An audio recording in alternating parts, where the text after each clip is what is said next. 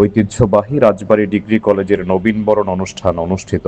South Bangla নিউজের তথ্য ও video চিত্রে দেখুন বিস্তারিত। সাথে আছি আমি কাউসার মাহমুদ। পিরোজপুরের নেসারাবাদ উপজেলার ঐতিহ্যবাহী রাজবাড়ী ডিগ্রি কলেজের নবীনবরণ অনুষ্ঠান অনুষ্ঠিত হয়েছে।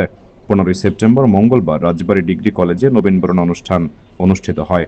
অনুষ্ঠানে প্রধান অতিথি হিসেবে উপস্থিত ছিলেন কলেজের প্রতিষ্ঠাতা জনাব ফকির নাসির উদ্দিন। অনুষ্ঠানে সভাপতিত্ব করেন কলেজের গভর্নিং বডির সভাপতি জনাব শাহ নাজিম উদ্দিন মুনান। এছাড়া উপস্থিত ছিলেন কলেজের ভারপ্রাপ্ত অধ্যক্ষ জনাব নজরুল ইসলাম, গভর্নিং বডির সম্মানিত সদস্যবৃন্দ, এলাকার গণ্যমান্য ব্যক্তিবর্গ এবং কলেজের নবীন প্রবীণ শিক্ষার্থীবৃন্দ। উল্লেখ্য, 1994 সালে নেসারাবাদ উপজেলার অবহেলিত জনপদ গোয়ারেখা ইউনিয়নের রাজবাড়ী গ্রামে কলেজটি প্রতিষ্ঠিত হয়। গত 3 দশকে প্রতিষ্ঠানটি এলাকায় শিক্ষার আলো ছড়িয়ে দিচ্ছে। ইতিমধ্যে কলেজ থেকে 1500-র বেশি শিক্ষার্থী উত্তীর্ণ হয়ে দেশের বিভিন্ন সরকারি বেসরকারি প্রতিষ্ঠানে কর্মরত আছেন।